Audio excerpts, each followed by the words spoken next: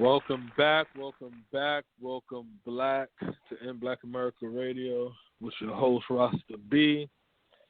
It is May 29th, 2020. Obviously it's Friday and obviously it's 9 o'clock.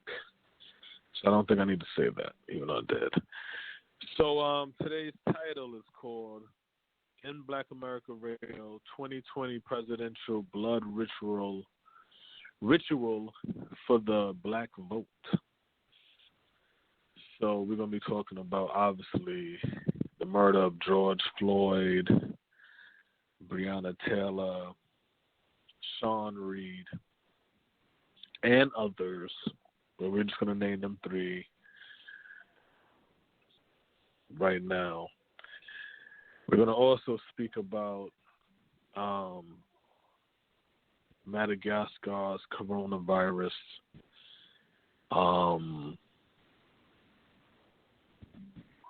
cure or medicine, and the scrutiny that it's getting, and how the president of Madagascar is standing behind it and defending the product. We're also going to talk about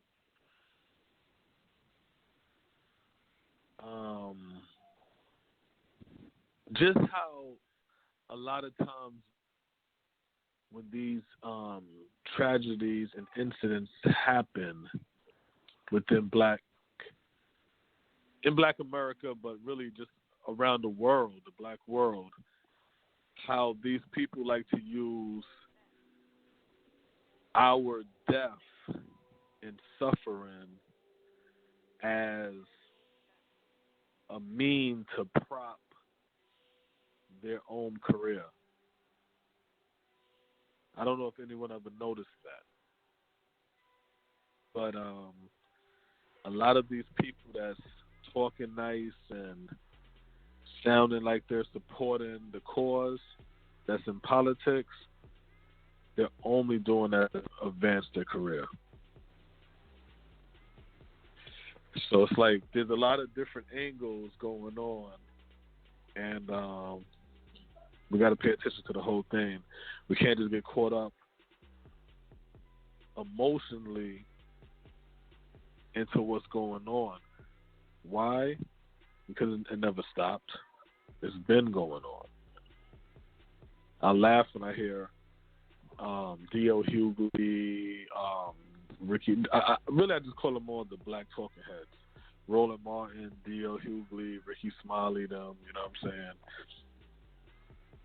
And they'll talk and they'll say things like, "Oh yeah, see, because of this is why we have to get Donald Trump out of office because of the racism and all kind of stuff like that." And I'm like,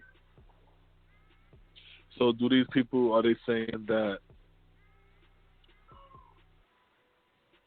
Donald Trump brung racism or instigating or flaming racism? Are they saying Republicans are instigating or inflaming racism? Because this country never stopped being racist. The police never stopped killing black men, unarmed, black people in general. So when I'm hearing these people say that and the politicians say that, I'm like, wow, they're really using black suffering and black death and black murder as political points, like tokens. So we got to pay attention to the blood ritual that's going on for these politicians. Shot for the presidency, shot to be VP, shot to go from being mayor to governor, shot for a Senate seat. They use it all. It's a dirty game. But before we continue, gotta let my main man Smoke in. Smoke, is that you? Yes, sir. Hello. Good, yo. What's poppin'? Big Friday, Shit, rainy man. outside. Fucking pouring. Yeah, rainy, but it's hot. It's fire out. Yeah. Yeah, muggy. Hell yeah. Hell yeah. I was Muggy, just man. in my garage like, oh no, baby, I gotta go outside. Yeah. Yeah, man. Shit, it's fucking flames, man. It's fire going on outside. Yeah, man. Straight on the rest. Crazy. I noticed a lot of funny stuff. A lot of funny stuff going on with in the world that you got to pay attention to. Yeah. There's a lot of things being done underneath the surface of a lot of stuff going on. You know what I mean? And it's one thing, you know, just a small situation. They got Forbes withdraws the Kylie Jenner being a billionaire. Yeah, I saw that. You seen that? But you know that I can't remember the whole story behind that, right?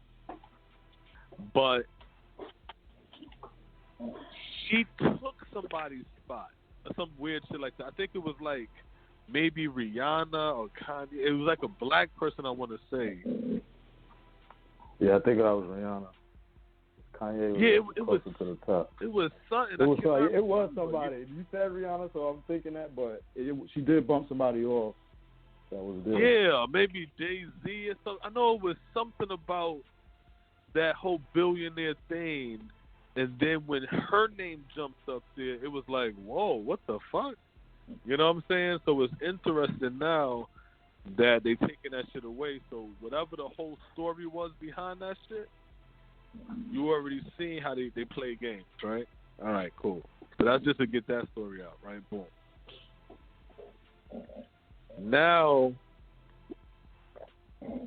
I wanna talk about this right here, Smoke. I want to get into.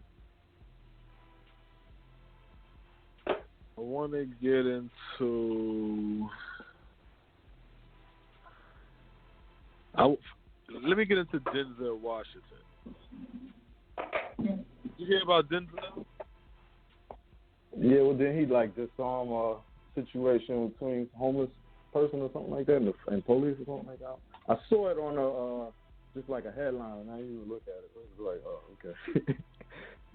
Yeah. Denzel, man, you know what I'm saying? Like, this brother sees police,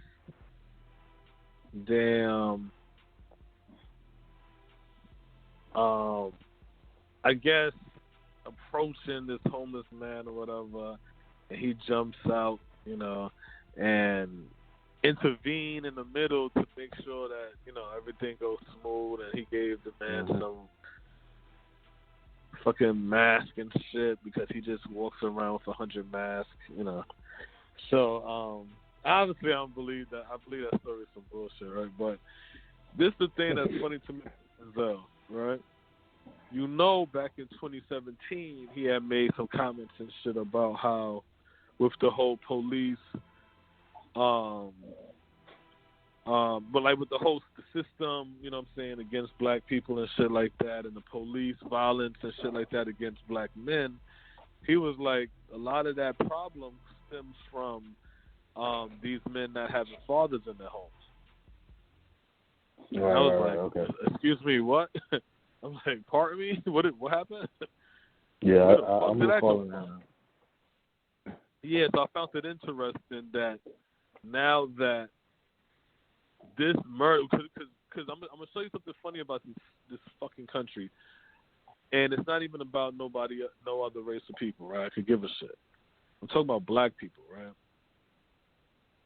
You know why George Floyd murder is a big deal, right? Why you know why? Because they haven't found a way. They haven't found a way to vilify him. Yeah, keep getting worse. Keep getting worse for him. Because I'm gonna tell you, Breonna Taylor, she get murked in her sleep. She in the bed. They got the new story come out where they got the 911 tape come out where her boyfriend, he licked shots back at police. Them cowards ran. So he calls police now. He's like, yo, and so that just gives you the timeline, okay? And remember, there was them cowards was outside shooting through the window too. He licked shots at them. Them cowards ran, right?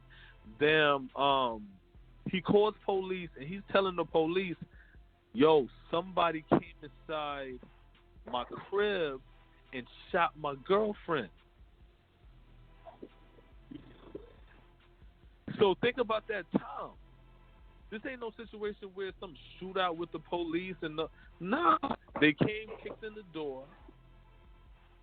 To me, that sounds like some dirty cops, yo, who was coming inside there to get some money. And they know the people in there had some fucking fire. Lick shots back at their ass. They know they wasn't supposed to be there, and they retreated. They took off. Because if it's legit, you would have stayed in. But yo, police, I'm backing you down. We supposed to be here. No, they dumping. We see our police let go when they letting go. Exactly. You see what I'm saying? So now, but you know why they don't? The whole Breonna Taylor story wasn't as big, and because there's surveillance that the dude that was selling the drugs knew her, and he went to the house and had drugs, over there. And here goes. So what happened is we just fall back because she sounds like she's dirty. Yeah, we some shit going on. True. Yeah, but we don't know if that shit's true. None of that shit's proven. We jumped to conclusions. None of that shit. Or None believe of it's it, proven. rather. You know what I'm saying? We just believe that. But we will believe it, so we'll stand away. Here's another one. This is the brother Sean Reed, right? This brother, like 21 years old, right? He was in the military. This in Indianapolis, right? So, dude, he on Facebook, he on Live, right? Instagram Live or whatever the Live is. I'm not really hip to that shit. So he on the Live and shit, and he's on the fucking Live driving, right? Running from police, like in the car, you know what I'm saying? So he's fleeing and shit. So he driving, geeked out, you know what I'm saying? Like the way he's looking, he got that weird shine in his face. I'll always say. So when they said he was military, I was like, okay, that makes sense. But it had that, like, that shine. It's like that lost shine where it's like, all right, so I know you know who this person is. Remember that guy that used to be on the YouTube, and he used to always do shit like he'll jump on people work shit, black dude.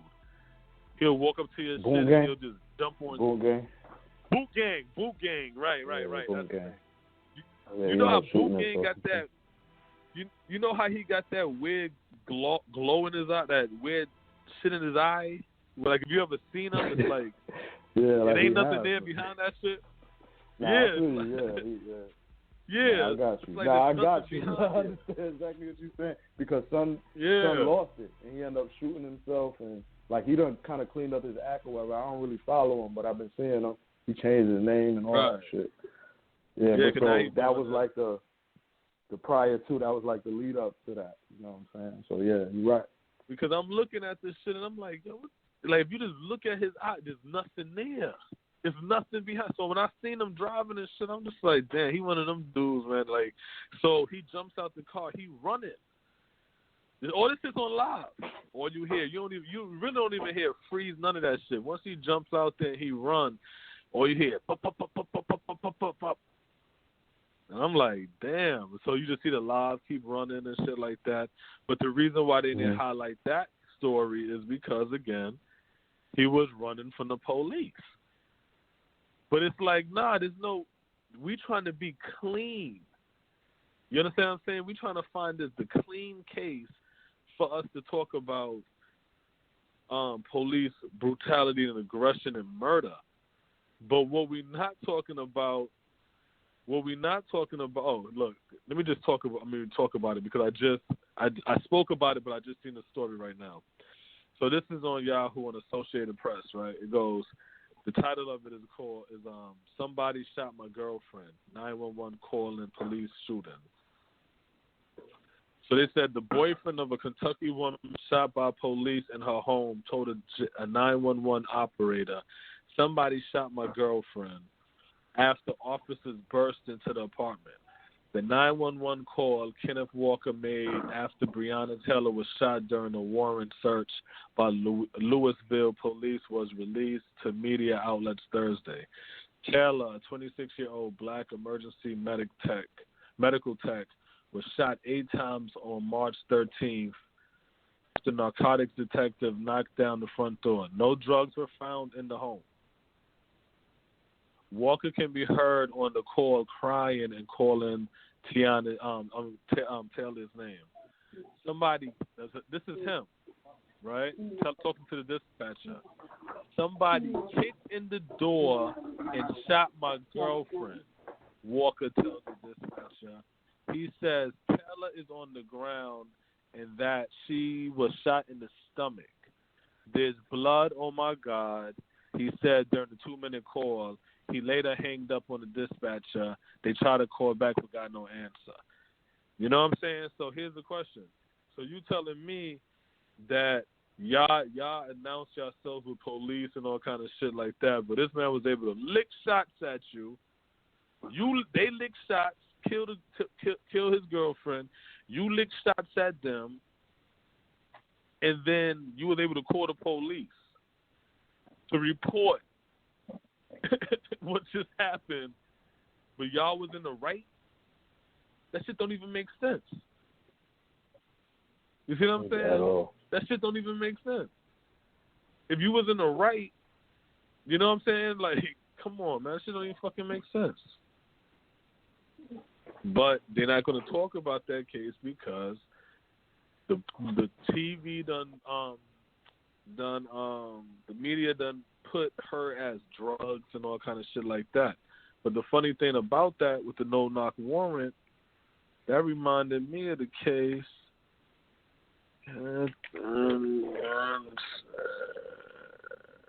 Let me see.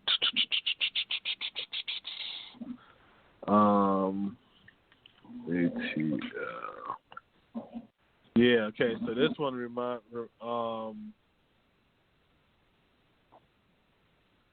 the Katherine Johnson shooting. So this goes like this. The Katherine Johnson shooting. Katherine Johnson was an elderly Atlanta, Georgia woman who was killed by undercover police in her home on Neal Street, November 21st, 2016, right, where she had lived for 17 years. 3 officers had entered her home in what was later described as the botched drug raid. Officers cut off burglar bars and broke down her door using a no-knock warrant. Police said Johnson fired at them. They fired back in response. She fired 1 shot out the door over the officer's head, and they fired 39 shots, 5 or 6 of which hit her. None of the officers was injured by her gunfire, but Johnson was killed by the police. So then they go, one of the planes officers planted marijuana in Johnson's house after the shooting, right? Later, investigators found that the paperwork stating that drugs was present at Johnson's house, which had been the basis of the raid, had been falsified. The officers later admit to have lied when they submitted cocaine as evidence, claiming that they had brought it at Johnson's house. 3 officers were tried for manslaughter and other charges surrounding falsifications and were sentenced to 10, 6, and 5 years. A little bit of fucking time.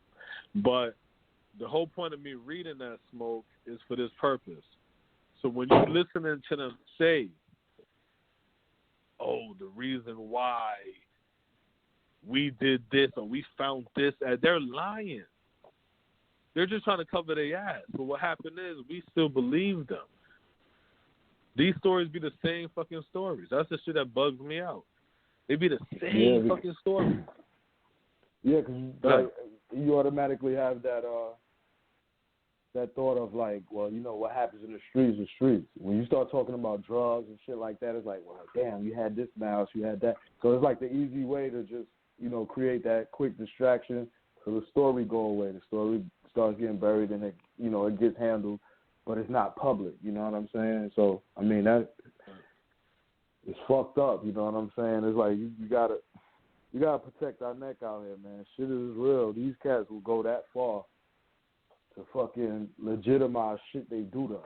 You know what I'm saying? You gotta be smart. And not saying that those people wasn't.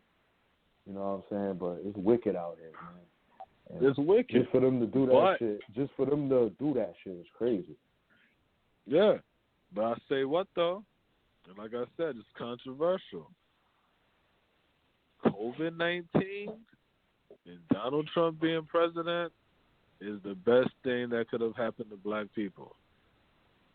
Fuck out of here. That's the best thing that could have happened to black people because it exposed everything.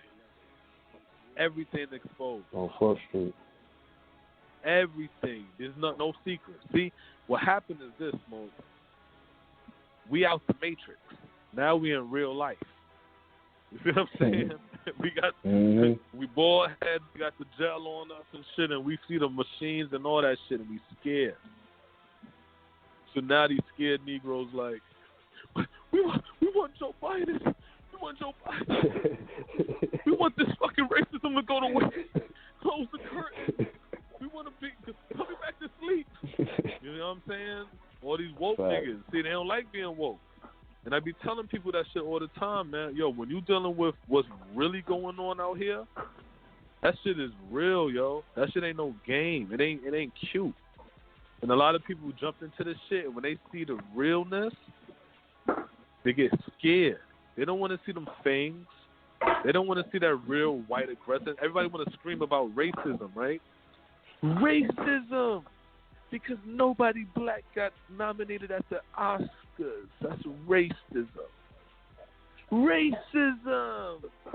Because this school won't let this black girl and this white boy dance at the prom. That's racism. But then when you seeing these crackers killing them, then everybody like, oh my God. You know what I'm saying? And I'm like, no, this is what it is. This is who they are. This shit ain't never stopped. The only time I would say that black people had time to breathe in America in my lifetime, I was born in 1980, was between the years 2001 and 2004, maybe 2005. About 4 years. That's it. And what was going on during that time? That was George Bush Jr., right? And that was 9/11 and the fucking war. And what happened is they sent all their little thugs and hoodlums overseas to cause chaos and mischief. And that was the only time when black people had a chance to breathe. And stupid ass black people started to think, hey, it's not about race. It's not about race. We're all Americans. We're being attacked by the Arabs. Wow. You see what I'm saying? You got to look at the whole fucking story. Remember, Smoke, from 2017, maybe 16 too, but 2017 and all that, and 18, on this show, we kept saying 2020, something big going to happen in 2020. I said, why is nobody talking about 2020? I was like, they're not going to talk about 2020 until 2019. Watch. I kept saying that, right? Now we see what happened in 2020. Yeah, wow. You know what I'm saying? Now we see what happened in 2020. You know what else I noticed that was interesting, Smoke? That all you heard was, y'all do y'all census. Y'all do y'all census because we need the money in our community. That's how we get the money. We count you up and we know how much so we could be represented. Because we need the money in our community. Do the census. And once we start doing that census and shit like that, you ever notice it was an uptick of black people getting murked? That's what I started to notice. All of a sudden, COVID-19 is killing blacks at a disproportionate rate after the census. Then, now that the COVID shit slowing down and shit, now it's uptick now, killing blacks and shit after the census. So I'm like, damn, what? Did we show that we rising above the 15%? What the fuck is going on? You know what I'm saying? You can't put it past the machine. You can't put it past it. And those are the links that, you know, we try to make at least. You know what I'm saying? That's a good point. But, you know, there's a lot of conspiracy theories and things like that. But, again, you got to protect your neck. So these are things that you got to keep in mind. It's like, we be taking this system too lightly. We think that everything is a joke, man. You know, it's like looking at the, you know, things going on with protests, and you know, you hear some people saying we need to do this, we need to do that, you got to go out there and fight, and it's just like, you know, there's a lot of shit going on, but we just got to be smart, man. We got to strategize, and that's the one thing I'm noticing. And I know we're gonna talk about other stuff into it later, but it's like today I had like an overdose of info. You know, I know we're going to do the show. You know, I've just been looking at shit, and I've been off today. So I'm just looking at shit. I'm like, because I've been trying to avoid the George Floyd junk. It's like, I can't watch it. You know what I'm saying? I didn't watch the tape. You know what I'm saying? So I'm just seeing, like, still photos, people posting. It's just like an overload. Yeah. But the point I'm trying to make, though, is that what I noticed is, like, we're a body without a head running around. It's like we don't know what to think. We don't know what to do. It's just a bunch of random thoughts and, you know, random shit being done and said right now. It's like we're a body without a head. And that's, you know, today was like, that phrase came to me today just looking at shit. It was just like, it's crazy how lost we are here. You know what I mean? Yeah. And the reason why we lost is because, guess what? We don't have an economy. We are dependent. We're like abused woman. You know what I'm saying? Getting her ass kicked by her fucking man and shit like that whenever he feel like beating her up. And then it's like, but shit, where the fuck am I going to go? You know what I'm saying? Like, I need him for the fucking money and the resources. Like, where I'm going to go? And that's how we are as black people. Instead of us saying, I don't want to be in that position, we just hunker down, man, and we just learn how to take punches. That's it. Put yourself through further punishment. You're punishing yourself.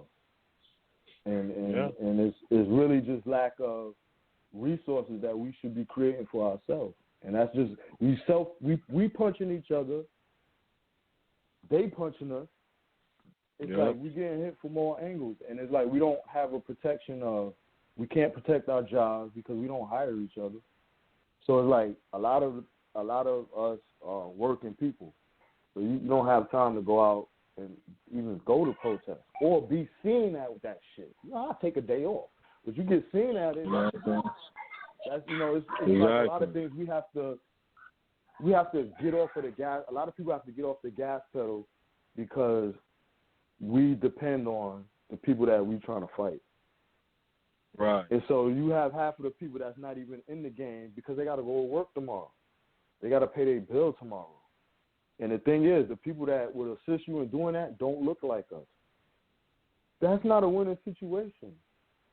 And that's that's the unique thing that black Americans is dealing with. We don't fund ourselves. We're not putting into ourselves. We like children. Stepchildren, that's that. Straight up, stepchildren, yeah. So, you know, it's like, and I remember, and maybe we can, like, pull that resource back on another show, but you remember we talked about the slave narrative. And a big part of that was the mind frame of the slave, of being like a childlike mind and keeping it in that.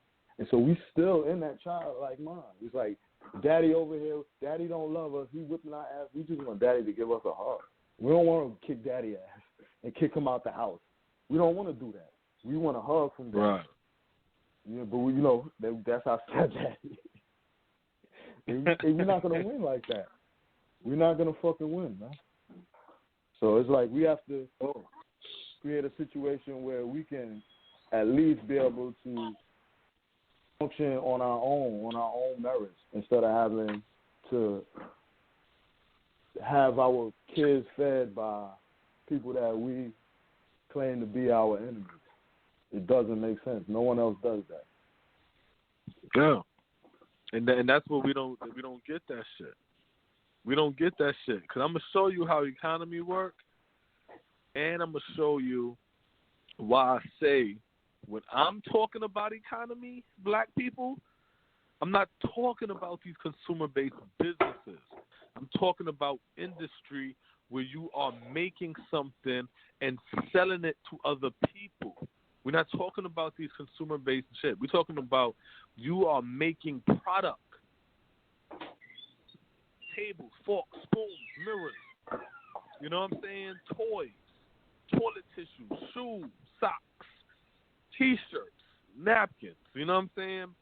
Fucking toothpicks, goddamn combs. Like, you're making something where you can trade back and forth. That's the type of shit that we need. And I'm going to show it. Well, I can run the example real quick. And the reason why is because they talked about how the Asians and shit, I'll find the story, I'll even get into it deeper. But the Asians and shit, how their unemployment is increasing, right? It's skyrocketing. Now remember, Chinese unemployment was like 1% or 1% in America for fucking 50 years or some shit like that. You know what I'm saying? Wow. But what happened? Because of social distancing and having to close them stores, guess what? Nobody coming decided to spend their money. Now their economy dries up. Why? Because it's based upon people buying shit from them. They're a consumer-based business. You see what I'm saying? And so it dried up, but guess what? But China didn't dry up. You see? Yeah. China didn't dry up because China is making shit and selling it to people. So what is America and everybody doing now? They're trying to strip all of them fucking factories and shit out of China because they like, oh no, China, you getting too fucking powerful. You trying to flex your muscle. Give us all our shit back. We want our toys back. We getting out the sandbox. We out of here. And we so stupid. We think that America is gonna say no to Trump. Are you fucking kidding me? Are you kidding me? Yeah, I'm gonna read from the Martin Luther King book. Go ahead, Smoke. I'm gonna read from it. We're gonna talk about them liberals. Yeah, like, I'll be doing a lot of social media surfing. Like, I don't want to say a lot, but a good amount. I'll be on there following people and shit, and I follow a lot of black people who do black business, but it's consumer based stuff. You know what I mean? So you'll see people on there selling shoes. They like with the current ways, people creating masks and selling them. A lot of clothing lines. You know what I'm saying? Things like that. And like you see with the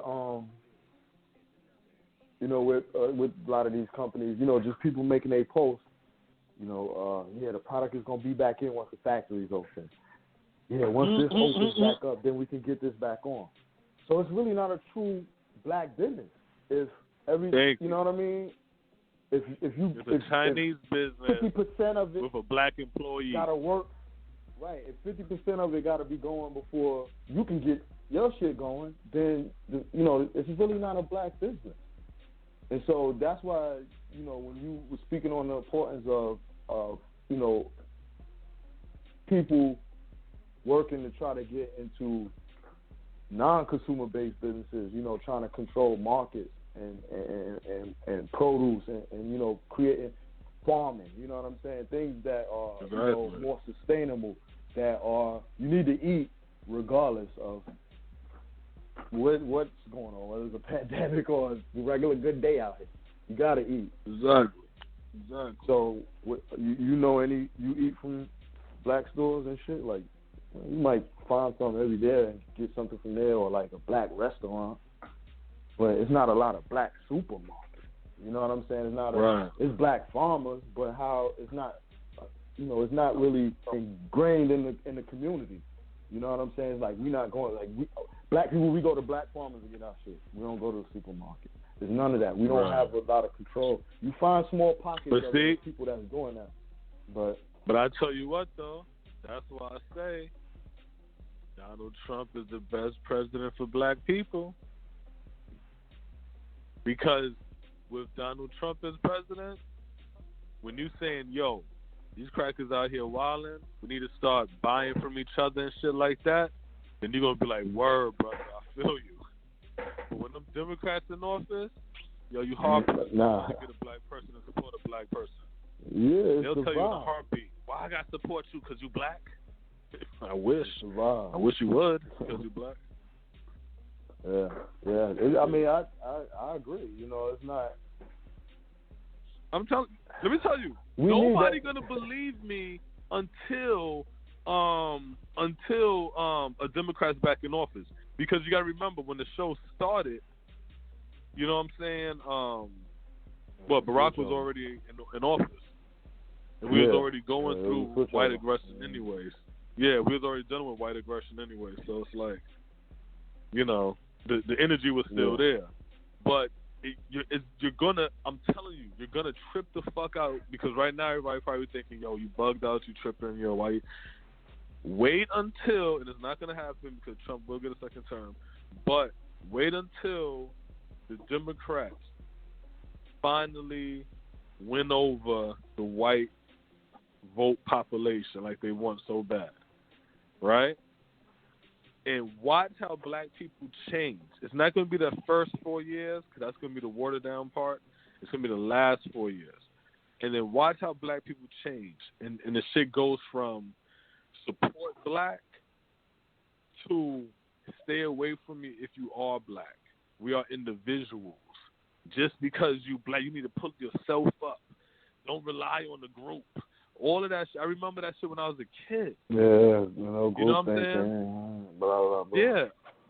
I remember that shit when I was a kid. I remember because we grew up under the Pan-Africanism, so everything was, the co-op and, people would volunteer and all kind of shit like that. And I remember the transition when I used to see the college-educated black man look down on the black woman who wanted to go to school for cosmetology, for hair and stuff like that. And I remember when the college-educated black woman would look down on the black man who was like a mechanic or some shit like that. And I remember that shit, and I used to be like, that's when I used to remember when black men used to be like, yo, get your education, use your mind, don't worry about your hands. You know what I'm saying? They could take work away from your hands, but they can't take it away from your mind. And and that was the shit that was preached to me. And now, guess what? They took this shit from my mind. Tell me that. Yeah. Apologies did. Yeah, they took he didn't necessarily say it like that, but he always used to be like what he always wanted for me and my brothers. You know what I'm saying? God bless my pops. Was just like, damn, I kind of lost my thought, but he was didn't talking want about us the working with your hands. That was some shit that he did not want. He didn't want us to do any of that at all. This nigga was like, yo, I don't want you out here because my pops used to work sanitation. He was a truck driver. You know what I'm saying? So he used to be like, yo, this is hard work, boy. This is, you know what I mean? And like as a youngster, I always wanted to be a carpenter. Right. That's the shit that I always wanted to do. I'm like, yo, I just build shit, you know what I'm saying? I always thought that shit was cool, watching this old house and shit like that as a kid. Right. My pops like, not only my pops, that was the vibe of everything. So I can remember going to the guidance counselors. They like, why you want to go to Weston House? Because I think Weston House had the carpentry program. They like, nigga, you need to be a business.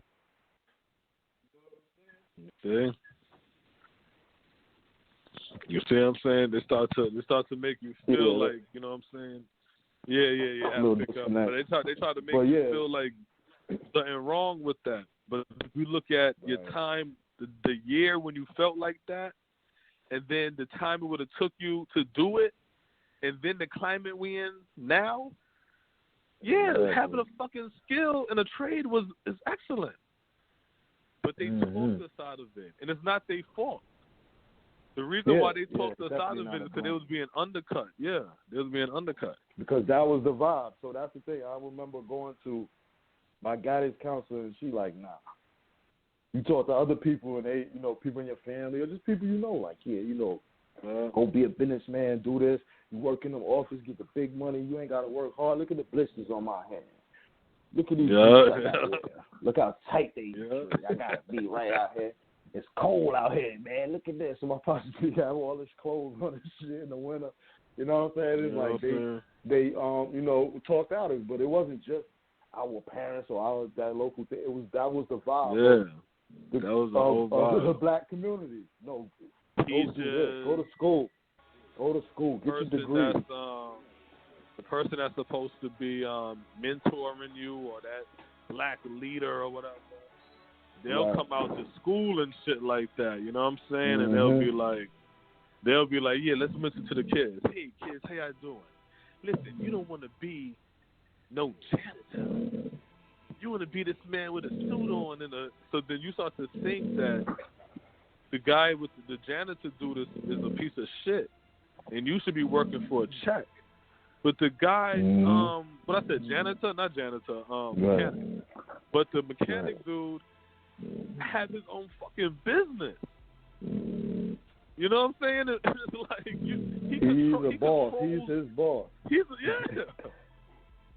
You know what my kids that. They want to tell you. So I'm going to change my hours this week. You know what? I need to go on vacation. So I'm going to take a break. I'm going to close the shop. I ain't got to worry about drug tests. I ain't got to worry about my attitude. My job. I ain't got to worry. Right. Shit, and they talked us out of that shit. They talked us out of it. But then they got everybody into the college program. Go ahead. No, I was gonna say the one thing they excluded was when you go this route, your only option is gonna be to convince somebody that don't look like you to hire you and pay you correctly. Yep. And that's the part they didn't tell you about. And so now we all here like, hey man, college is for everyone. You go out here, do this, do that, and then you get into it because I went to college. So it's like that was like the reality check, like you said. We out the Matrix now. I'm like, oh shit. What you mean? This how much they trying to pay niggas? I got a degree. Oh well, if you don't got a degree, this is what they get paid. You like, oh hell no. So look, Smoke. I don't got no degree. I was under the oh hell no section. To the nah. Look, I know what that money was.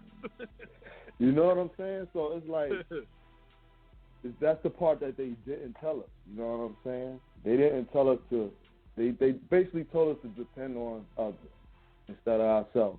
And during that time, nothing was being built for us. Well, fuck it, we don't got it now, but our children will. Nah, still ain't here. Been a lot of children, a lot of generations that passed, and we still got our hands out. You know what I think of? I think of Troy Ave. We always play Troy Ave at the, in the beginning of songs or whatever. Troy Ave will always say, you can't have your hand and your chest out. At the same you can't time, have your hand and your chest out. So it's like, all the heaviness we talk, we got to keep remembering we got our hand out too. And that's the part that we got to change. Once we could take our hand in and symbolically hold hands with our brother and sister, instead of having the shit out, like, give me, we don't need that. We got this over here. Then we could poke our chest out. Yeah. So it's tough watching a lot of these.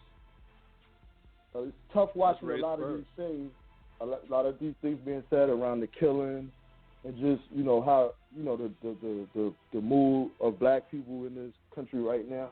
A lot of things that's being said is like we're not even prepared to back up. Exactly. We got to be strategic. We got to take our hand out and put it around our people, our kids, our wives, our fucking parents, grandparents, aunts, whoever. We got to put it around our people. When we got our hand out, we ain't in solidarity. We ain't linked in. We got our hands out. Exactly. You know what I'm saying? So it's like that's the type of thing we got to remember. And so it's just tough seeing the people out there, and it's like we're not even ready for war and that shit. But strategy always wins. You gotta remember, strategy a lot of this shit is just theater. You know what I'm saying? A lot of this shit is theater. I'm looking at the protests and shit like that, and everybody talking about the auto zone that got burnt. So when I seen the auto zone burnt, first thing I said was, another one? I said, because remember the last one that got burnt was in Ferguson. And I was like, black people not burning down no auto zones? Like, the Target got raided, that was black people. Mm-hmm. You know what I'm saying? But auto zone, ain't nobody breaking into no auto zone. Then what they find out? Some cop, you know what I'm saying? The name escapes right now, but some cop, he the one broke the glass and that shit and set that shit on fire and shit like that. And I'm like, yeah, because you gotta look at it. I was looking for that, but they took the post down and shit. I was looking for his name earlier because I just saw it earlier and I wanted to mention him, and I didn't write his name down. I thought I could go back to the post, but they took it down. I was trying to find it. It's not in none of the Google searches and shit, so... No, but shit, go to black fucking media comments, man. You'll see it all up and down on that shit. But I'm gonna tell you another shit. This is the shit to really be fucking the reality that black people have to understand. Stop with the crying to white people bullshit. Accept it, and then let's move accordingly. You understand what I'm saying? Let's do it like how like that, and not even explain that for you. But the reason why I say all of that is to say this. Now you got the white boy Peter Manfredonia, right? The 23-year-old college student that was suspected of double murder, right? It was a statewide, multi-state manhunt. This dude was on Yukon, I think. Yeah, he was in University of Connecticut senior. Mm-hmm. He had led law enforcement on a 6-day multi-state manhunt after he allegedly killed a 62-year-old man with a machete.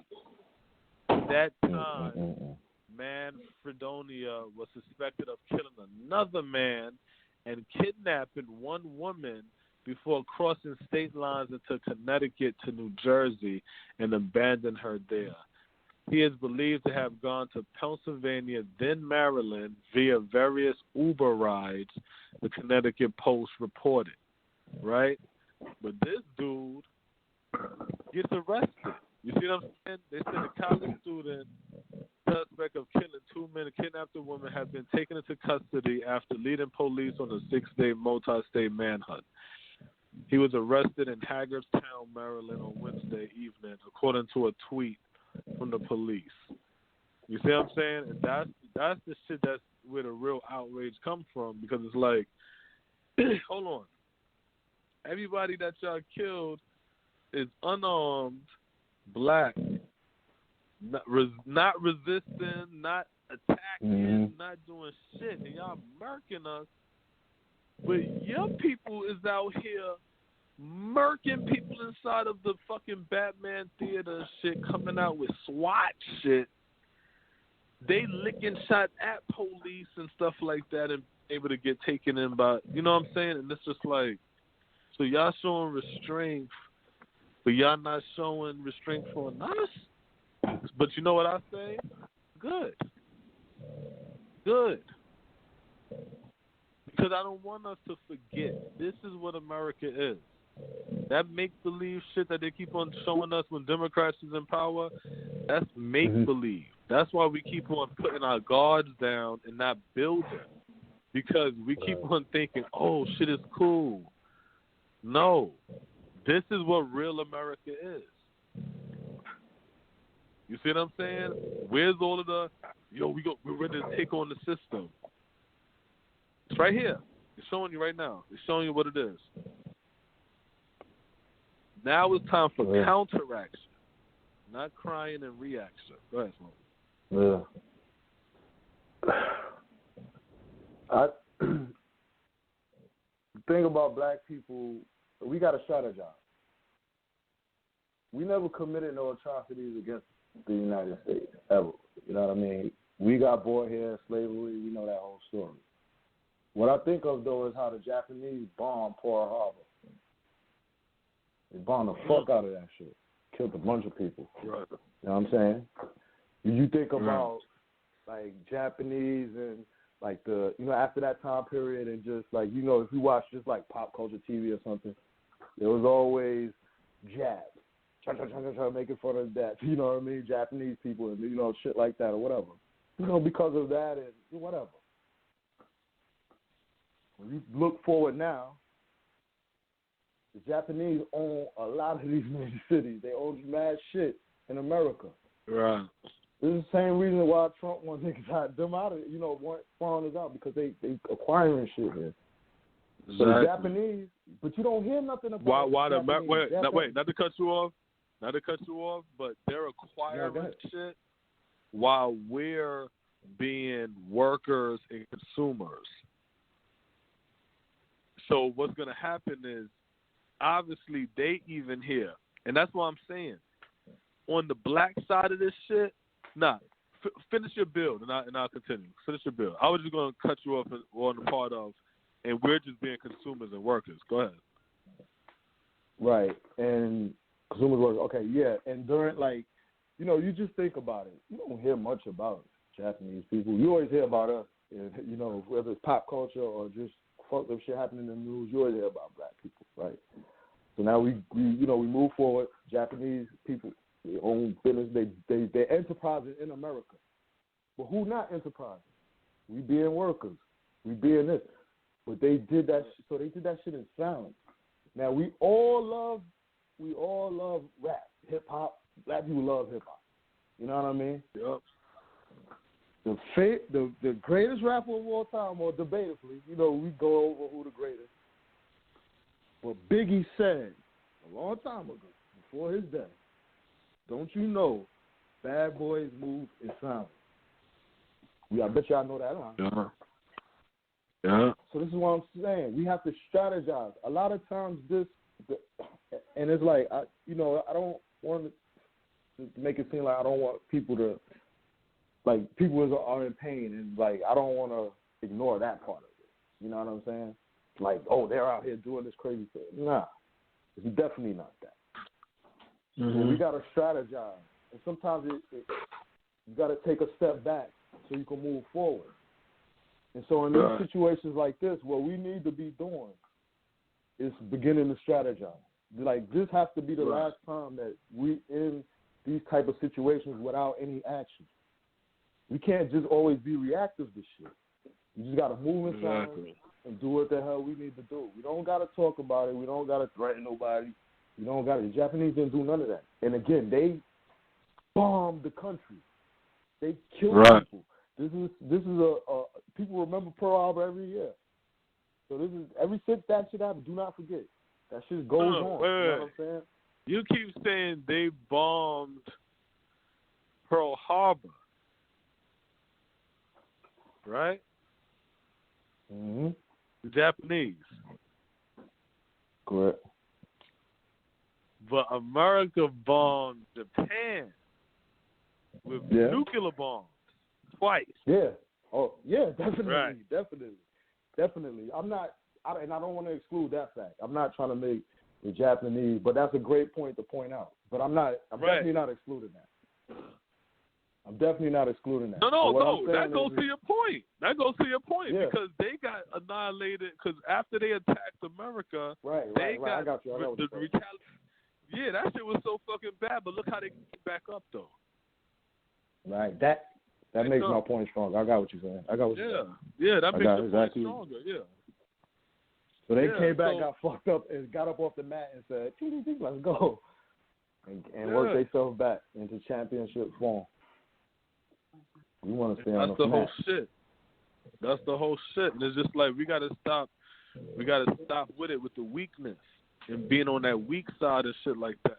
And again, I don't blame the people because I know it's our weak leadership that's doing that shit. I know that shit because body without the head. Yeah, see, it's easy to see that shit now because Trump is president. It's easy to see that shit now because of the COVID virus. Because now it's very easy.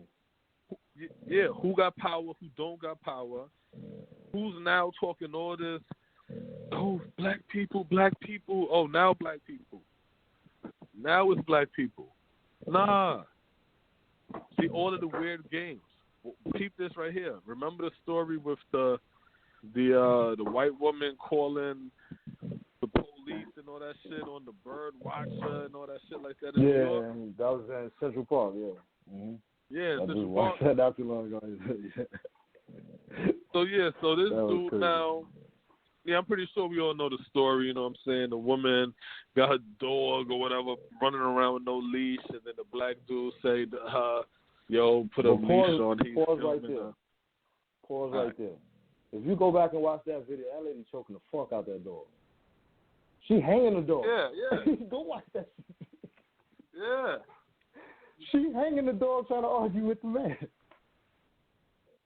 From my understanding, that was an adopted dog that they took the dog back from because of that shit. And she lost her job. Well, continue on what you was going to say, man. Yeah, see, but that's why you need shit on the books and legislation, because when they act up, you can take away their whole fucking livelihood. This is a capitalistic society. You can take away their livelihood. You know what I'm saying? That's how the power works. But what happened is we're not raised first. And because we're not raised first, we don't see the importance of building ourselves up as a race. You see what I'm saying? We don't see the importance of that. When we build ourselves up as a race, we're not going to say dumb shit like we're not a monolith. See, that's democratic talk. We're not a monolith. But if you live if you're dealing in reality and you seeing what it is, no, these people really don't like you in real life. They really don't. You're not going to see a bunch of black people saying, oh, I want to live around white people. Nah, they're going to say, you know what? We need to build up where black people live at. I don't want to live around these people over here because I know they don't like me and they will kill me over there. So instead of me running from my people, let me contribute to the system that I know how this shit works, where I can get the roads paved over here. I can get developed. I know the contracts. I know, you know what I'm saying? We keep on looking at the people and saying, if y'all do something, y'all don't know what to do. All we doing is working, trying to take care of our fucking family. No, it's the ones who know have to do. There's no more that saying who has to do. No, it's whoever's got it, do it. There's no more who has to. And then when you starting to see black people that's doing it, y'all have to come together, not attack each other, not war with each other. Even if y'all disagree, I still got to support, because at the end of the day, race first.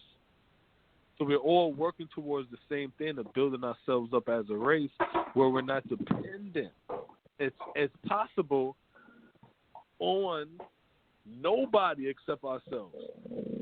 As possible. And you like, well, how does that work? How do that work in America? What I mean is you're still going to have to pay your taxes.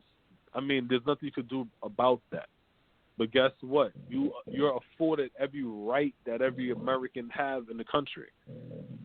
But also, guess what? The same way that we can work in white establishment, The ones who can't work in white establishment can now work in black establishment. Instead of us sitting over here now making designers, the engine and the fucking and all kind of fucking different parts and designing for different car industries, we're making our own fucking car. So now we got black men and women on this assembly line. You see what I'm saying? So now that's how you make sure your black unemployment is low. You can't ask white people, hire me so we can have low unemployment. And they hire you. And then guess what? When they say we don't need them, that's a strain on our economy. We don't keep it on these black people over here. Drop them. Drop at least half of them. Then guess what? Our unemployment rate go back up, which means crime go back up, which means divorce and domestic violence and police brutality. You see what I'm saying? So it's like there's a reason why shit happens to us. And that's because everybody knows that we're unprotected. We're the most unprotected group on the planet. Why? Because after our defeat, we was never allowed to really stand up and grow, so we can do what we got to do. So now in the future, our mind frame is still caught up in this time loop where we keep on thinking we can't stand up and grow, we can't try, we can't advance, we can't. So these people know that. Just like I said, when Breonna Taylor's man heard somebody kicking in the door, and when they shot the girl, he licking shots back at police. Police run out. They ain't come back. He calling police. You see what I'm saying? They run out. So it's like, show resistance. In the protesting, right? In the uprise. What you saw police do? Fight back? No, they fell back. Now they brought the National Guards. Yeah, true indeed. You see what I'm saying? But that's showing you they're going to bring a higher level of aggression towards you. But it is what it is. That's you have to burn. You have to do all of that because you can't fight the National Guard. They're going to kill you. So what you do is you fuck up their budget. That's the part of the game that they're not telling you. So when they get mad and they tell you, why are you burning and why are you looting things and breaking, that's your community. Hey, you fucking up their budget. You fucking up the whole budget for the damn city. So the whole budget for the state, the whole budget for, you know what I'm saying? You're expanding all of that shit. You know what I'm saying? They families ain't home. Oh, shit. Yup, all that. They families, all their husbands and shit is out here in the front line and shit. They not with their families. You're causing disruption in the system, in the matrix. So even though they don't like it and they get mad that you do it, they're mad because it works. That's why they're mad. If it didn't work, they wouldn't be mad. You know what I'm saying?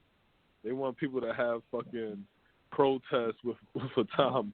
We're gonna protest from 6 in the afternoon until 12 at night. Like, fuck yeah, because the protest is that. The protest is going under that guideline. Well, they say you can do that, do that. We ain't doing that. We rioting. There ain't no guideline. That's right. Ain't no guideline. When we going where we ain't no going in. Niggas is going in and coming out. Like, I need something to eat real quick. Exactly. That don't stop. There's no guidelines. Exactly. This is the energy. That's what the rioters are. That's the energy. That's the spirit. That's what they're not telling you. That's the spirit. That's the energy. That's why it does and it's fire and it's burning and all kind of shit. 'Cause that's the spirit. So they don't want. You know what I'm saying? So they want to try to quell that spirit. That's when they end up bringing on the leaders to put the water down on the spirit and shit like that.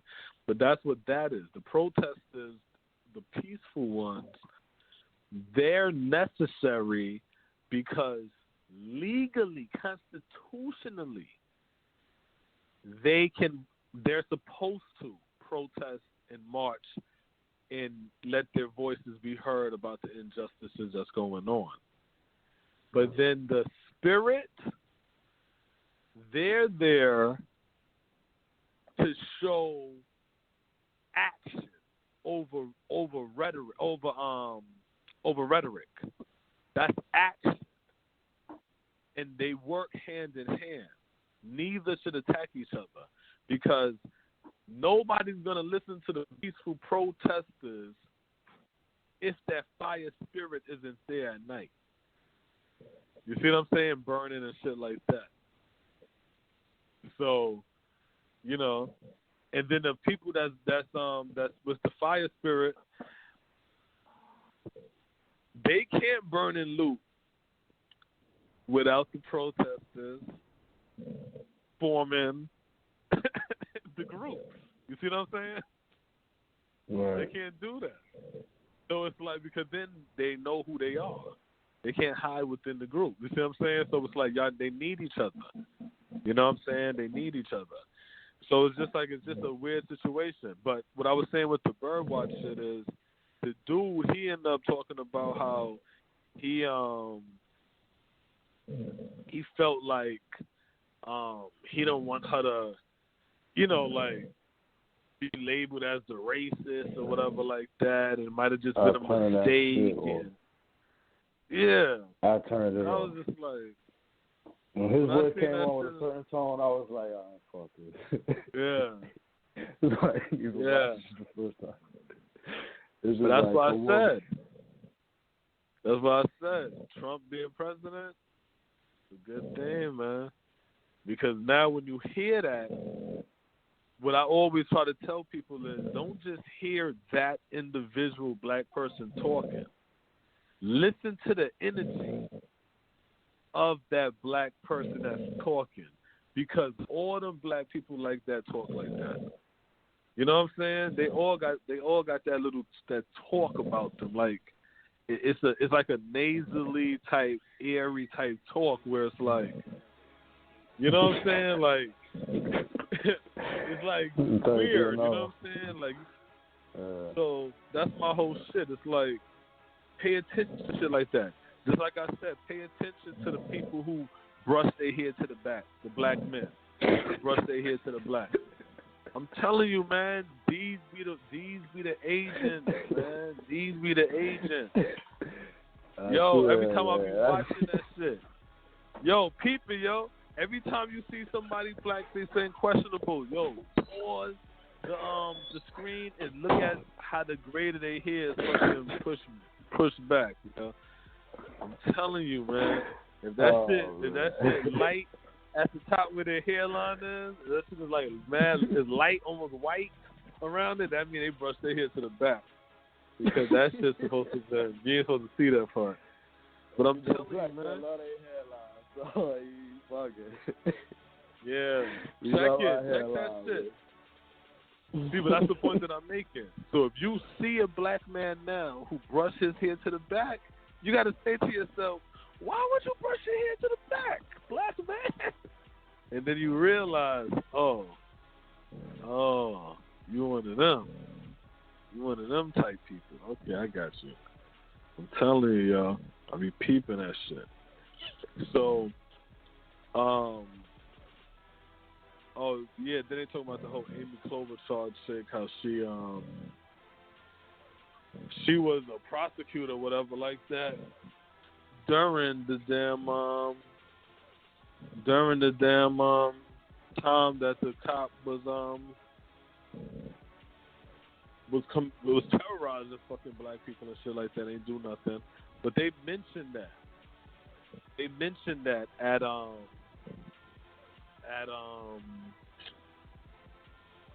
the debates and shit like that, but they never elaborated. But they kept on saying, like, why haven't you prosecuted any of the cops, you know what I'm saying, and the treatment and shit. And that's what I be saying. They use these things just for political points. They don't give a fuck about black people's death in this country. They don't give a fuck, you know what I'm saying? They just use it for politics. It's all politics. None of this shit is real. That's real. So they got to. We should definitely see that by now. Yeah, I mean, you know what I'm saying? I get the 18-year-olds and the 20-year-olds who don't get it. They probably listening to me like, you don't know what you're talking about or whatever. But y'all 30 years old, y'all should be seeing it. But y'all 40-year-olds definitely y'all should know. Y'all 50-year-olds damn sure should know. You know what I'm saying? Like, come on. A bunch of cycles of presidents and decades of this and that, changes in how shit working or whatever. So you've seen it all. Saying? You've seen this shit, man. And that's our problem. We don't wanna put the shit together. We don't wanna look at it. We wanna ignore it. And it's like, nah, yo. Look, they got somebody over here talking about Gandhi Mahal restaurant in Minneapolis was damaged during the protest over George Floyd's death, right? So the restaurant owner showed solidarity with the protesters, talking about let my building burn. So here go black people. Yeah, that's so good. That's so good, right? You know, some solidarity, and that's what I'm talking. I said, that's called insurance, dumbass. Yeah, he like, I ain't giving no mix of that. Yeah, I'm not getting a mix of that, and I don't want nobody thinking I'm not on their side. So I'm gonna look like, yo, I'm on your side. But what you don't know is, I get insurance on this, homie. I get insurance on this. You know what I'm saying? Then they got the story of a shorty in Canada, Toronto and shit like that. She had like epilepsies and, you know, she was like epileptic or whatever, so she had like a little episode or whatever. The moms and shit and them calling police and shit. So the way I read the story was like they was talking outside of the apartment or whatever, and something like how the daughter ended up going inside the apartment and the cop ended up following her, and somehow she was on the balcony or some shit like that, and then on the balcony, and then the cop was out there. Something. This is more so what he's saying now, but she's now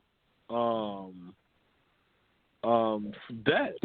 She falls off the building 24 fucking feet off the apartment.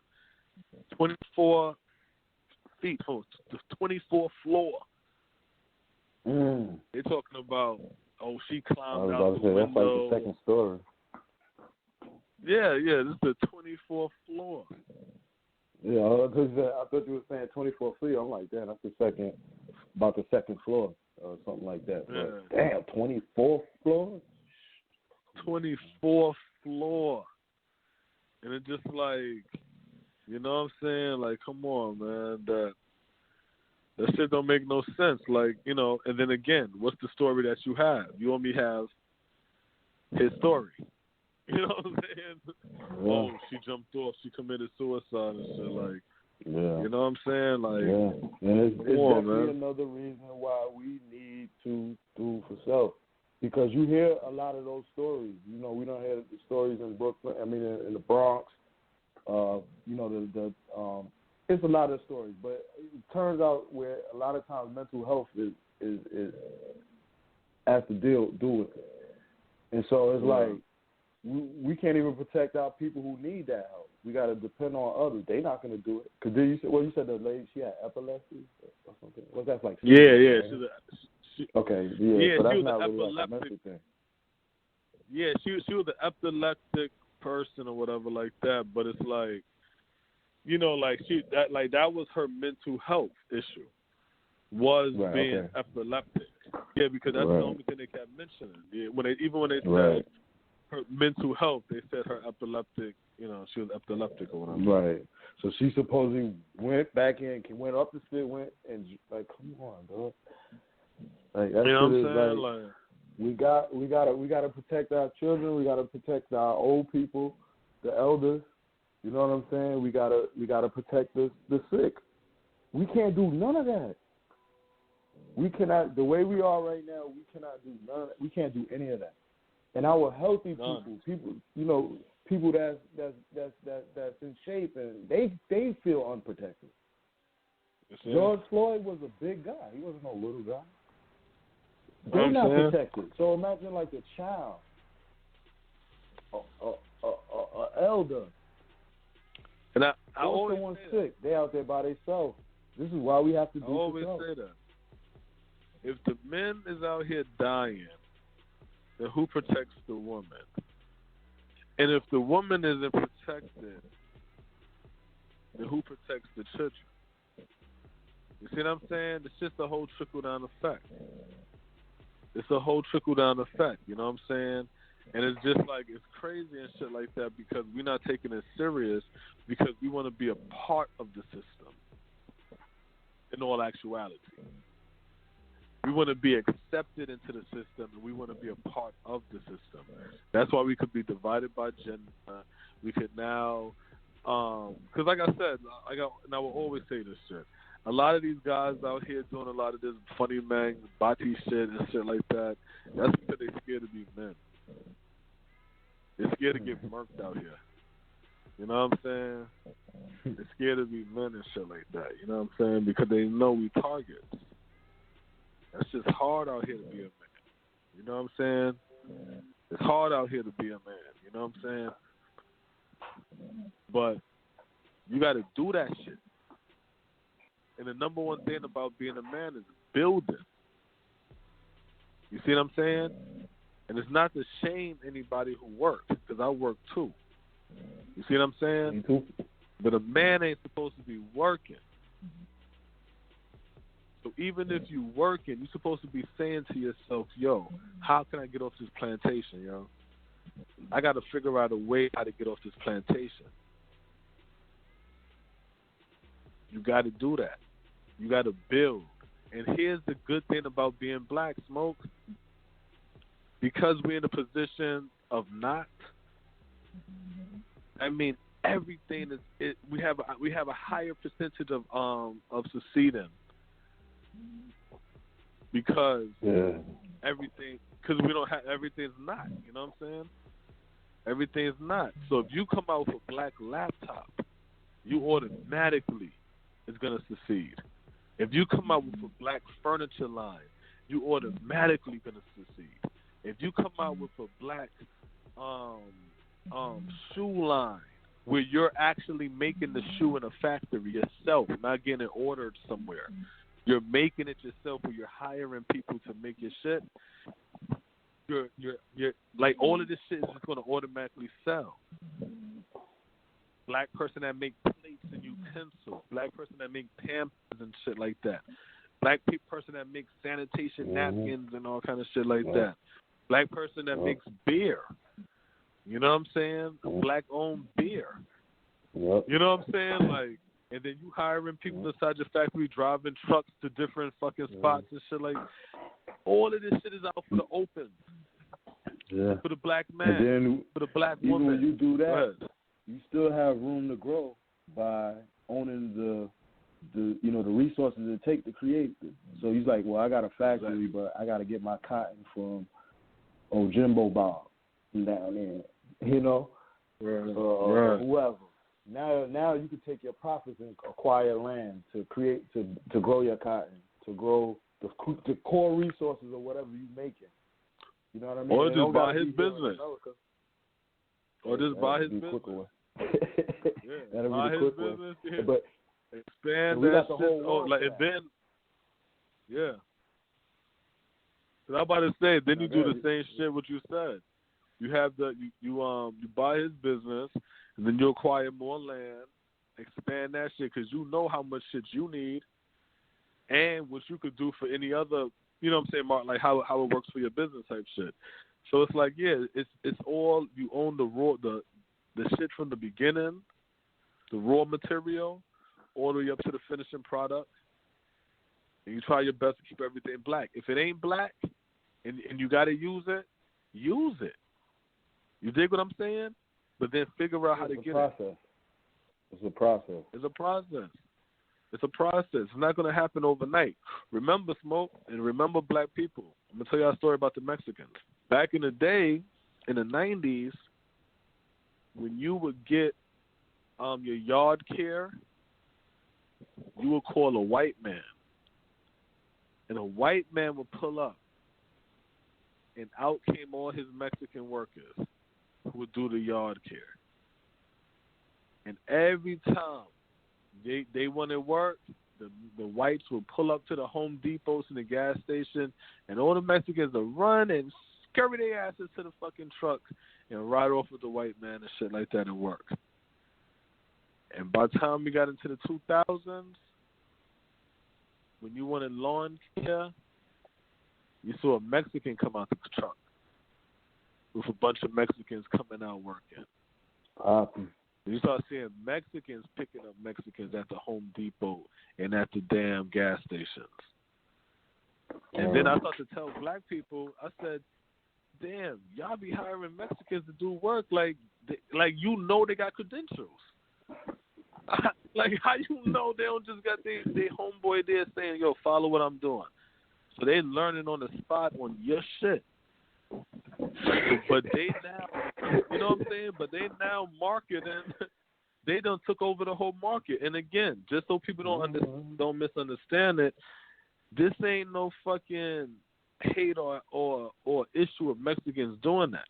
That's what they supposed to do.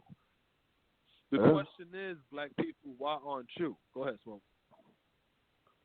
Nah, because when you said that, I just thought about a story about about Fat Boy and his uncle. His uncle does, he like an architect and he's a builder. From my understanding, he built his crib. He got all type of stuff in there. I can't even remember a lot of stuff he was saying. But anyway, he always been that type of person. He always having, all type of businesses like that, working in the yard, building shit up, shit like that. And so he was saying, like, how his uncle, when they was young, he was saying how he always used to hang out with him, and his uncle used to come pick him up, and he'll have them on jobs and shit. And he like, yo, just, basically, I'm going to show you what to do, and you go do it. And he basically was, making a point of how that's how he learned to do or really got into a lot of stuff, because we were saying how, like, we was fixing something one day around my crib. And I'm like, yo, you'll work and do shit like that. And he like, yeah, because I, with my uncle, blah, blah, blah. And he used to just show me shit. He like, yo, I'm going to show you what to do. He like, we ain't certified in nothing, you know what I'm saying? We just learning off of him. It's like we just chilling with our uncle, but he having us doing real work that he probably getting paid for. You know what I'm saying? And he just showing them the ropes. They out there, doing and just making money. So I can see that. You know what I mean? You come over here, hey, follow this. And especially with like things like landscaping and shit like that, you learn by just doing it. You know what I'm saying? You learn that shit doing that shit. So now your son don't got no job, right? But you just hired this Mexican who got his son, who your same son's age working. And he's like, right there. Damn, boy, that's good, Pedro. I wish my lazy ass son was. And it's just like, your son's not doing it because you're not out there showing him that shit. Right. This Mexican showing his son that shit. So they're picking up this trade that's now, because it is still, consumer based. Any of us that needs it and don't know how to do it or don't want to do it, the money that you get from your big time hotshot corporate job or whatever like that, a portion of that check goes to this Mexican family. Now, are they going to come up like you like that? Hell no. But guess what? They're race first. So all their money and all their bread, they use that to make sure their children is a stronger version of them within their race. And then you see them start to buy up more properties and more lands and shit like that. But are they coming all the way up? No, they're still not coming all the way up. But what they are, race first, and they're going to put all that bread and they're going to keep on. And what they start to say, okay, we got some more money. Our economy is a little bit stronger. Okay, let's get some more Latinos. Latinx, whatever the fuck that is. Maybe revolutionary Latinos. I don't know. Latinx. And we're gonna fight for more rights. You know what I'm saying, and more equality in America and all kind of shit like that, because we want our say so in America. And where's black people? White people, why you don't love us? White people, why you don't love me, white man? Why you don't love me, white man? Why you smack me? Why you hit me? Why you shoot me, white man? Then the Chinese come and shit like that, and Chinese, you never heard Chinese. Chinese was humble. Chinese was humble. Chinese stayed in the back. Chinese was quiet. Chinese never did no wrong. Chinese will tell you in a heartbeat, I speak no English. I'm so sorry. I speak no English. And then one day, they come out of nowhere. They got the whole economy. They got the whole world in their hand. Whatever the world needs, it got to go through China. And after a while, you start to look on TV, and they went from two-man fool to now leads in TV shows, and leading ladies and leading men in all Chinese movies, and they just won Oscars for a Chinese movie, and these Chinese is elevated, they riding around in big time SUVs. Because do you remember that when that motorcycle incident that happened in New York with the Chinese family? And they ran over the bike. He ran over, yeah. And they was chasing him, all that shit, yeah. Let me tell you, when I seen that shit, everybody saw I think I was watching the hype. Yeah, when that shit happened, everybody saw a bunch of motorcycle people attacking a Chinese family, busting out the window of an SUV, right? You know what I saw? When I seen it, I said, first thing I said to myself was, since when did Chinese drive Range Rovers? I said, what the fuck is going on? Yo, that's literally the first shit I said to myself. I said, since when did Chinese drive Range Rovers? Yeah, that shit was like green or some shit. If I remember in the correct, like the teal green joint or some shit. Yo, that's what shocked me. Everybody was shocked by the violence. I was shocked by the car. I said, when did Chinese drive Range Rovers? They never was fly. They never, you know what I'm saying? But all this time, what was happening is they was building themselves up generation by generation until they got strong. And then they flexed their muscle. Black people? No. We want to flex our muscle. And everybody knows that we're not strong. So instead of us being humble, and then a white man be like, hey, nigga, kick up my fucking fries. And then we like, fuck you, motherfucker. No, you're supposed to be like, hey, white man, I got you. That's it. I'm not letting you get under my skin, yo. Here's your fries. Anything else? Okay. Bye-bye. That's it. I know it sounds crazy. I know it sounds strange. But we are not in the fucking position. We're not in the fucking position. We have to strengthen ourselves up generation by generation. We are not in the position. You can't have your hand in your chest out. You can't have them out at the same time. Everybody's going through their... And look, and then here's how the whole shit goes. Again, Donald Trump. The best president that black people had. We just ain't take advantage of this shit, right? We're watching real power of the presidency. Because, you know, prior to that, we always said the president don't have no power, right? We watching Trump flex all kinds of fucking muscle, right? We're watching Democratic politicians now get exposed that they don't even have a fucking plan on how to defeat Trump. So they're going to old tactics. Burning and looting shit. Old tactics. Remember, during Ferguson, burning and looting too, right? Right during what? Election time, right? Mm-hmm. Nothing happened. Yeah, it was Ferguson. Yeah, Trump won. The Democrats have nothing for black people right now, yo. Nothing. So the only thing that black people have to do is understand that this game is going to continuously play. We're going to be in this time loop for another 500 years if we don't stop and say, you know what? It's a time for us to be silent, black people. Silent and violent. It's time for us to be silent. It's time for us to be silent and build. It's time for us to be silent. Silent and get strong.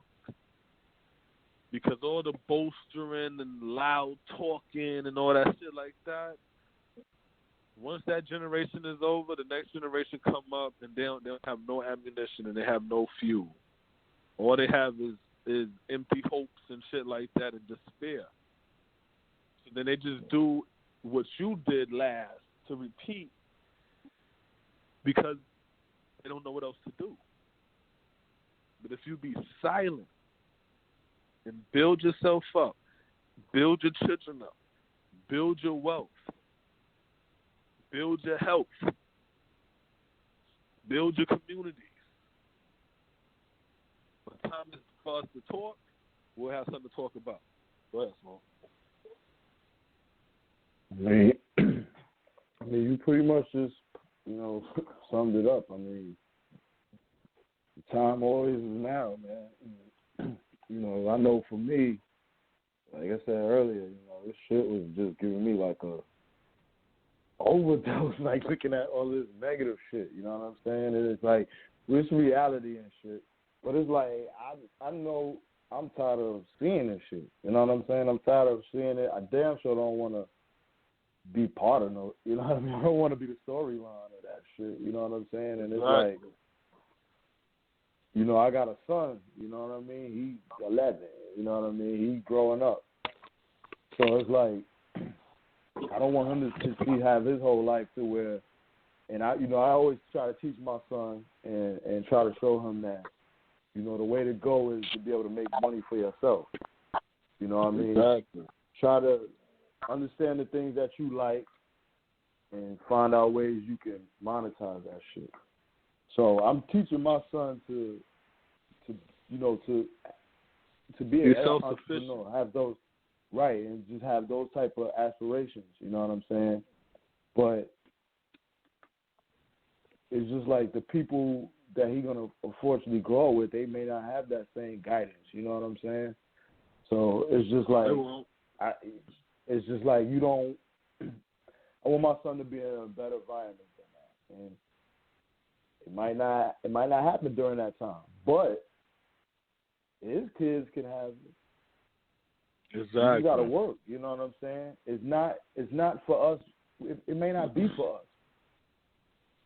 Being the age we are, we got to just spark it.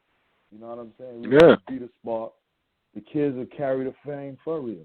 Carry that flame further. So it's just like, you pretty much summed it up in what you said, but it's just like, you got to take a step back, breathe, understand everything is a process. Start small and build it up like a snowball. You know what I'm saying? That's it. That's it. That's it. Once that snowball comes down, it's running over everything. Once they get enough speed and steam inside, ain't nothing stopping that shit.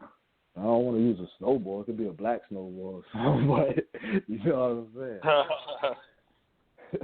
You know what I'm saying? But now I'm going to read something from King, Martin Luther King. Where do we go from here? Chaos or community? Martin Luther King Jr. Okay. So this is page 3, right?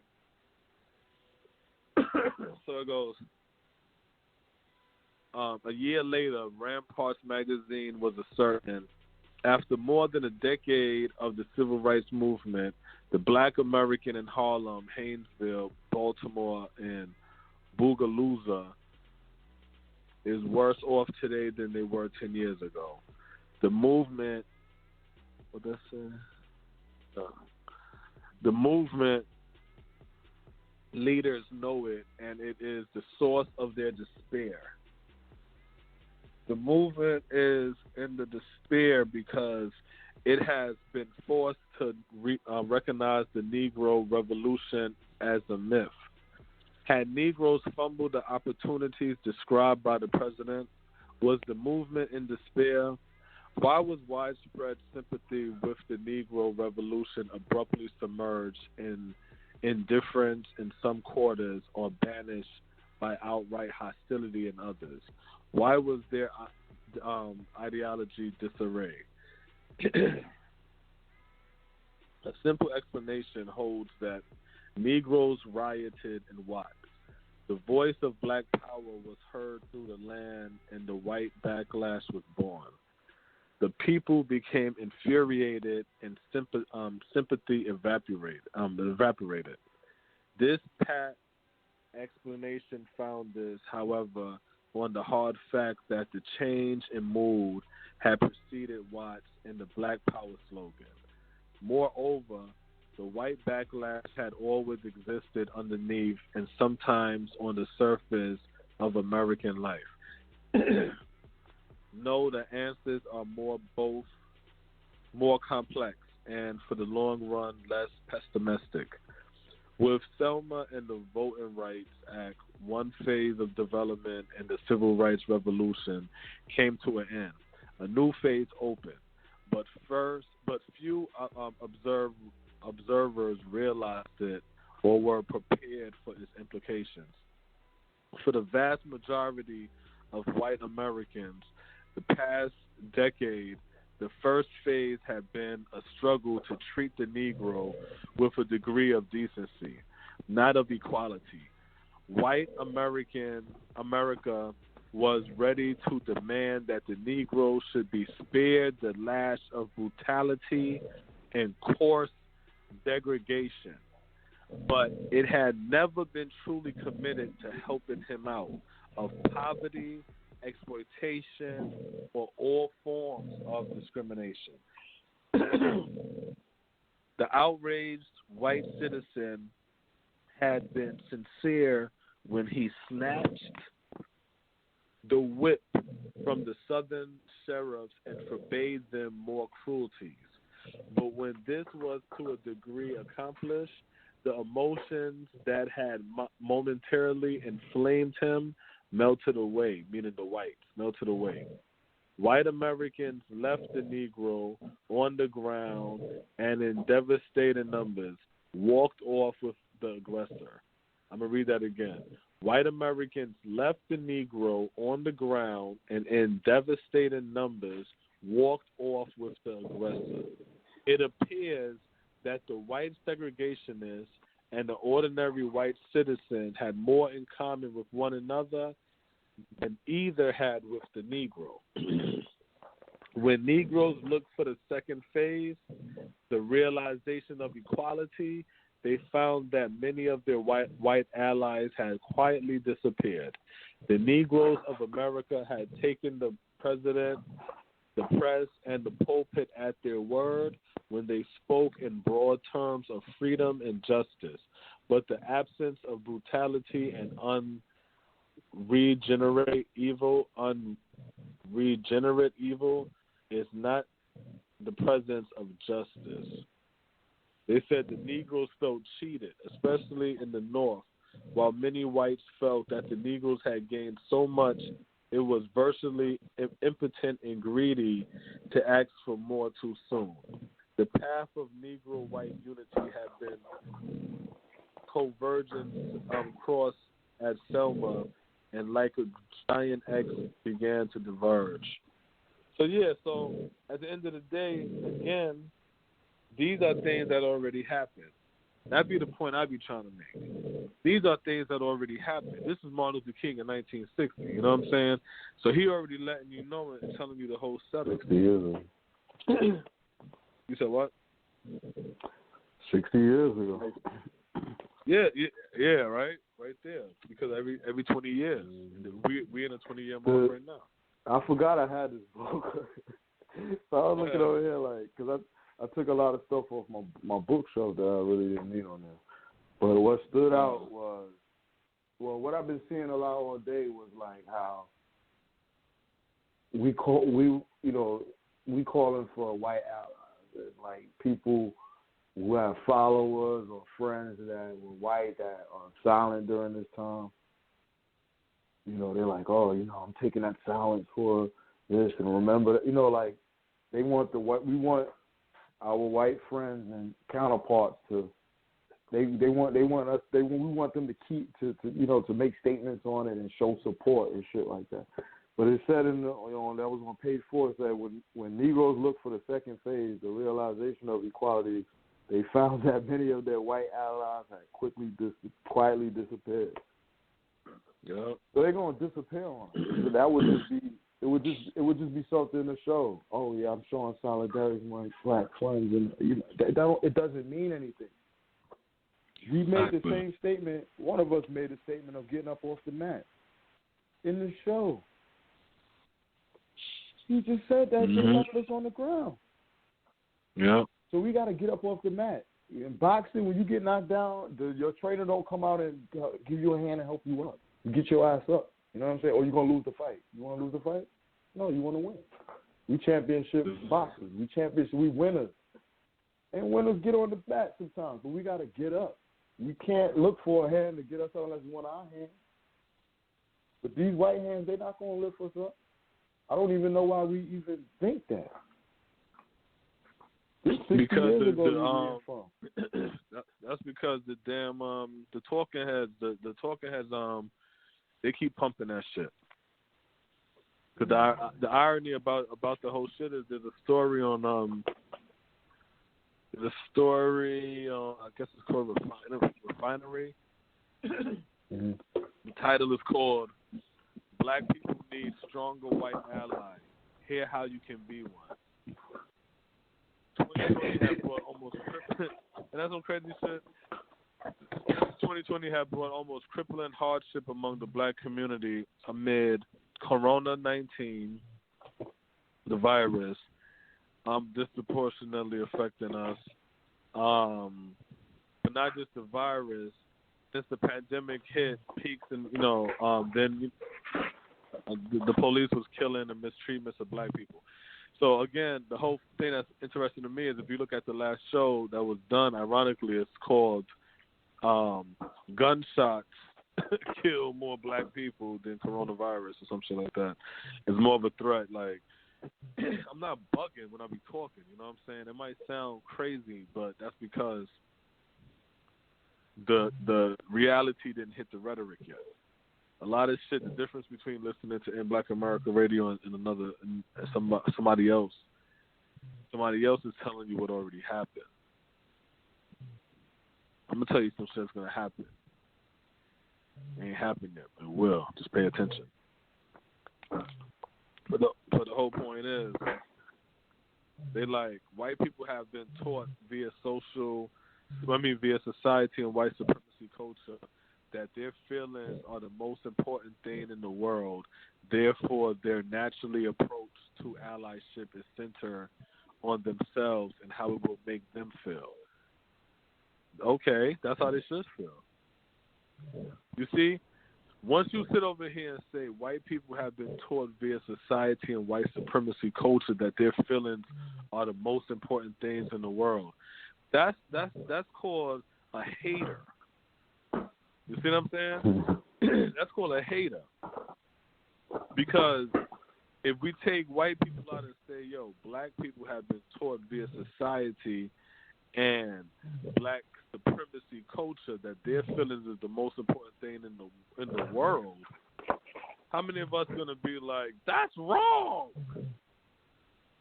But there's nothing wrong with that.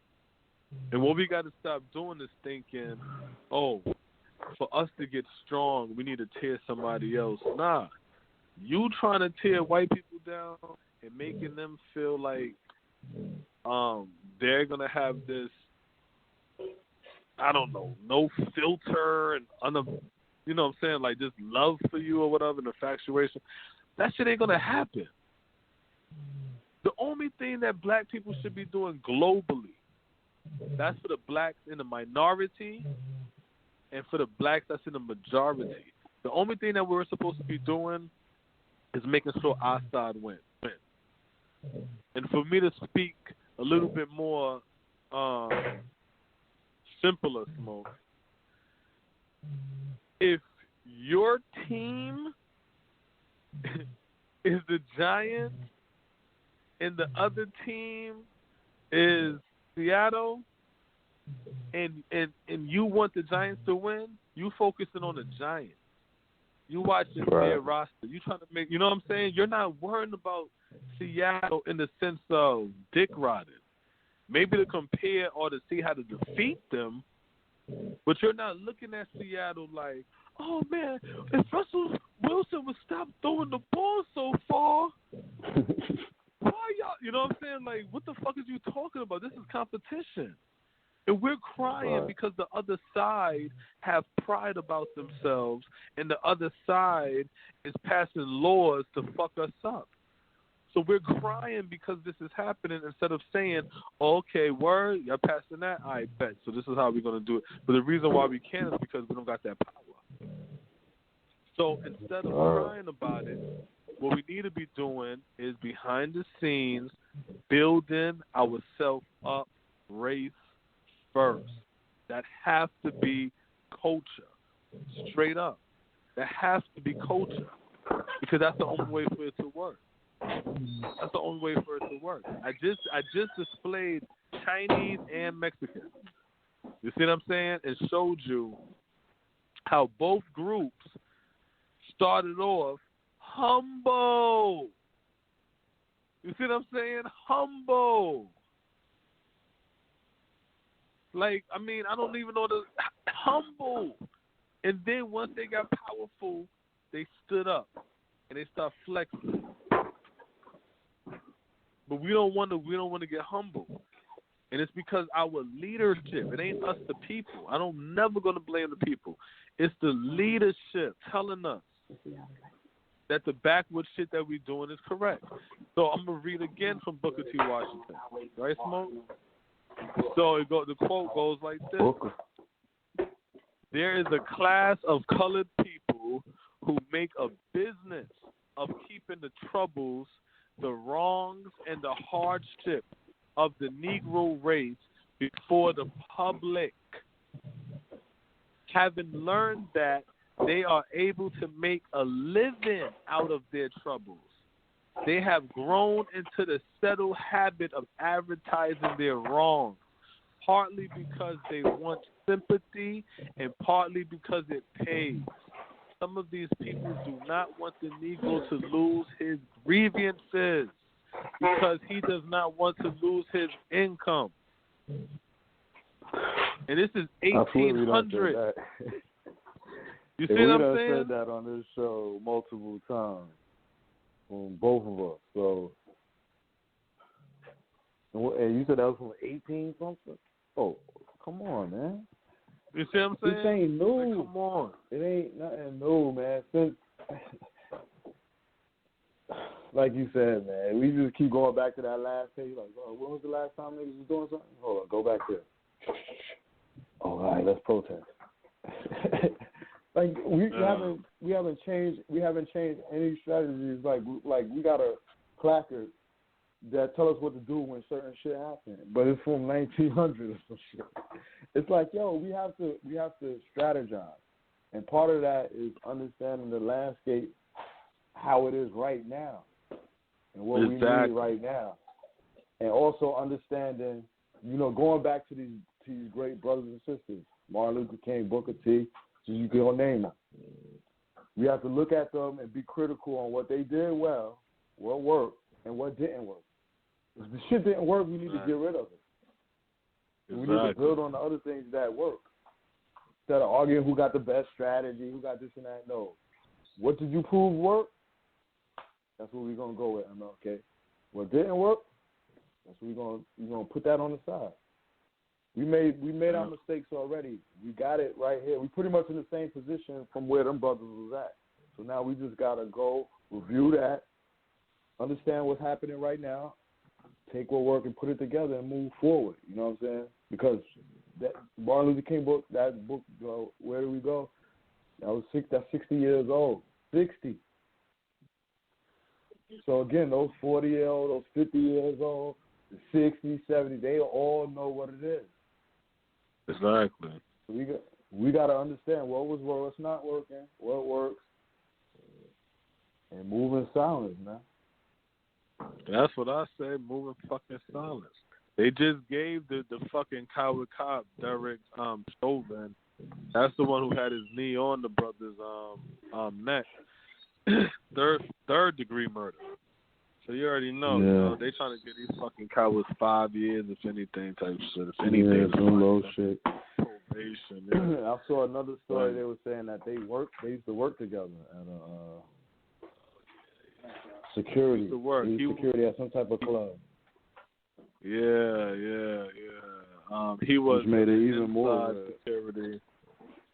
Yeah, that's what I'm saying. Like, come on, man. But again, it just lets you know. You know what I'm saying? Like, we are always in a state of emergency. You know what I'm saying? That's what I was saying about a previous show I was talking about it. And I was saying how, you know, like they talk about